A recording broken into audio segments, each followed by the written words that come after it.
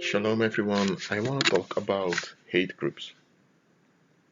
I will try to keep this as short as possible and to give you as much information as possible in a short time, so bear with me. You see, a hate group. When we think of hate groups, we tend to think about the neo-Nazis, we tend to think about the KKK. Some even consider the Black Lives Matter movement as a hate group. But I want to go deeper into this subject of hate groups. What is a hate group basically?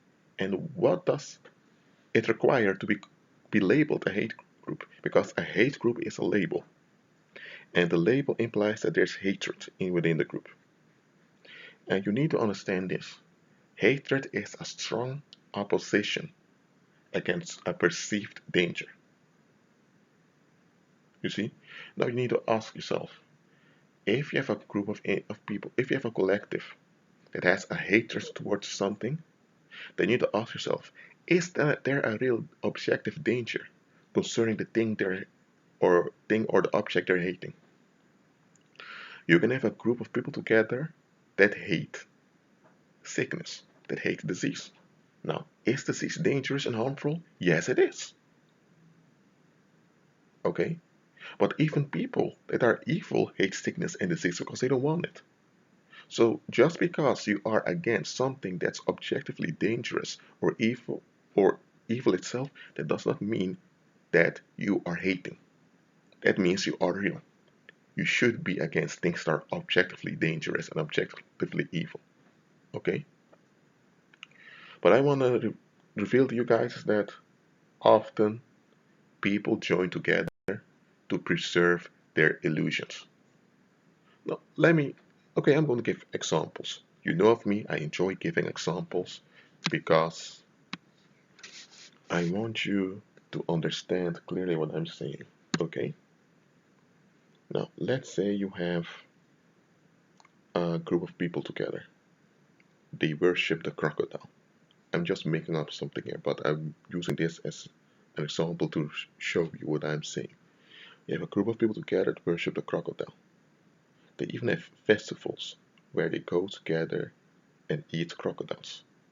They have special hunters that hunt upon crocodiles, and on these festivals they eat crocodile meat because it is said by one of their ancestors that eating crocodile meat will give you temporarily divine powers.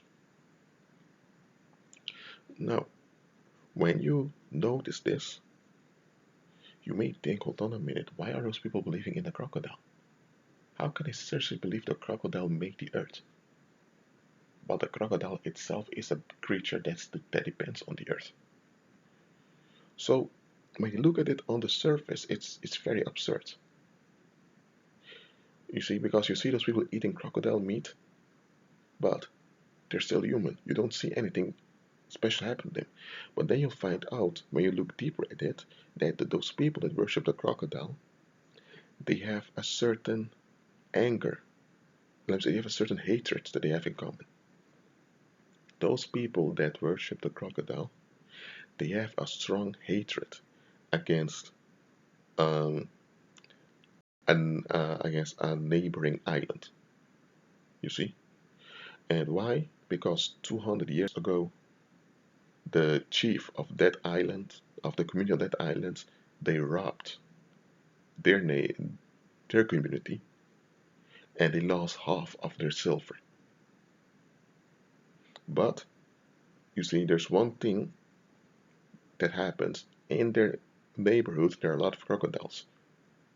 So some of the robbers came back after a few years to rob again, but the civilians they've gathered crocodiles and placed them around. So when the robbers came again, they had crocodiles, finishing them off. And this hostility against the neighboring island, no, no, not neighboring island, but this hostility against that island community on a distance, it generated a sense of belonging into the community. It brought the community together. So now one of the chiefs of the community decided, okay, we need to reenact this event because it will hide the victimization of the community, but not only that, it will it will target all the violence of the community upon those other people who are considered the enemy. So that's how it began around one 100, 900, and 195 years ago that they began to worship the crocodile. You see? And the people that are living today in that community, they're not aware of everything that happened. They just grew up with the religion of worshiping the crocodile. And it keeps the community together. It it charges the violence of the community upon the crocodiles that are being killed. So when you go to the root, you will see that there's hostility. You see? And now those people that are living today in that community, they did not live 200 years ago when the collective robbery took place. Only some of the old people still still remember their own grandparents telling them stories of what happened and how they were victimized. But the people of today, they're not aware of it. Okay, but they still have the religion going on. So now there's hatred being targeted on crocodiles and also secretly on those other people of that island further away. So that community, you can consider them a hate group because it's only that hatred that they share that keeps them together as a community. Now, this example I've given, there are some islands in Polynesia or where they indeed worship the crocodile or some other creature. And when you look at it on the surface, you may think, okay, they're worshiping the crocodile. Those people are uncivilized, so they don't have enough understanding. But that's not true. They have a lot of understanding. But the reason why they have this crocodile religion or this nature religion is to hide social hostility of a past event, and also they're using past events to distract people from present day issues so that people won't go off at each other. Now, let's give another example now. You have a young girl. She, when she was in her teenage years, a boyfriend of her, cheated on her. It happened during high school. She was hurt by it, affected by it. But she never got over the hurt, and the hurt remained in her. So years passed by, and she has become very hostile towards others. She's quite socially awkward, and she is basically a loner.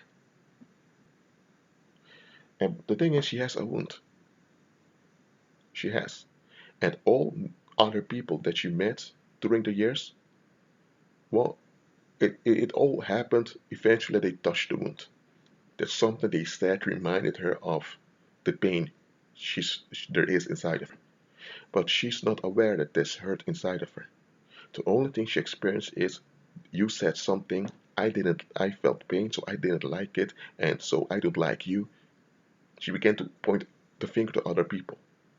Even if those other people have their own issues, the fact is she has pain and she has hurt inside. And she doesn't identify the hurt inside of her. Okay?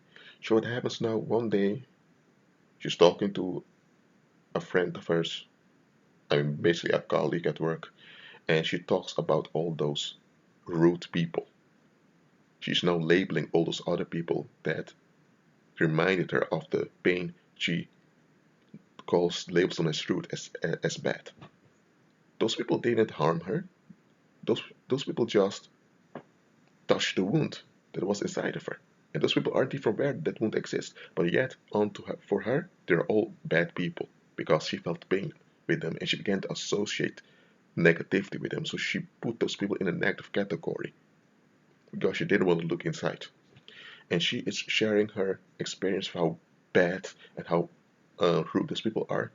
And that colleague of her agrees with her, and she feels validated because someone validates her pain. So because of the validation, she becomes attached to that colleague, and they began to hang out more often. They so-called become best friends, and she ended up going to certain parties with that friend. And after a few months, she's involved in rituals, and she's become a member of a cult. And it's only after years that she realized, hold on a minute, I'm into a sect now. Those people of that group know everything about me. They control my social life. They control my Facebook. They even have impact on my finances. And she begins to realize, how did I end up like this? The thing is, she had a wound of a hurt. It was not dealt with. People only touched the pain. It did not cause the pain. It did not cause the wound. I think she always wanted Black Lives Matter, but White Lives Matter also is the fact that you have to mention that Black Lives Matter shows that there's something wrong in the community. And I'm not against them showing that something's wrong, but I am against, against the nurturing for people's destruction, because that's what's happening. For example, you know, um, people, yet a lot of people changing their profile pictures on Facebook into the French colors of the French flag. I did it also a few hours back, just to show sympathy towards the French people that are connected to me on Facebook. Okay, I have nothing against changing your profile picture into the colors of the French flag if you want to show that you are standing with the victims, that you don't tolerate terrorism. I have nothing against that. Okay. What I do notice, however, is that people tend to only focus upon Paris because they have some attachment to Paris, but they show no regard whatsoever for the other victims of similar violence. You see? And let me reveal this to you. Let me reveal this.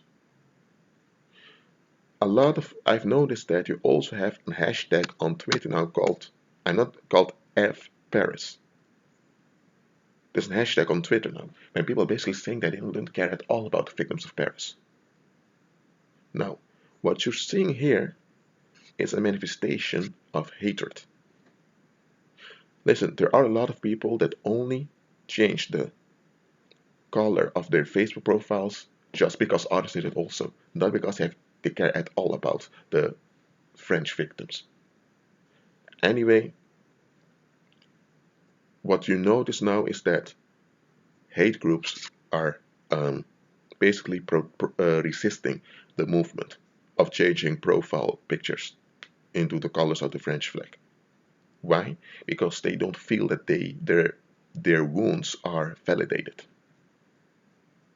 And then you have people that also have their own wounds are now being attracted by the hatred of those protesters.